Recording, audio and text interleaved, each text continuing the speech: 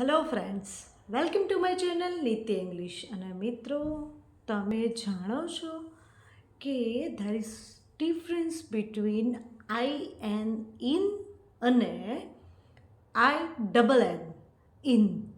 મિત્રો, તમે એક વર્ડ સાંભળ્યો છે હોટેલ, રાઈટ?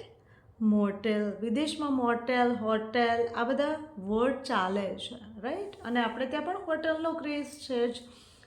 તો આ આઈ ડબલ એન એટલે ઇન, એનો અર્થ થાય છે હોટેલ, જ્યાં માણસ રહી શકે, સ્ટે કરી શકે અને જ્યાં માણસ એન્જોય કરી શકે, જ્યાં ફૂડ એન્જોય કરી શકે, જ્યાં સ્ટે કરી શકે, એટલે કે હોટેલ. એને પણ ઇંગ્લિશમાં બીજા અર્થમાં કહીએ તો આઈ ડબલ એન એટલે કે ઇન કહેવાય છે.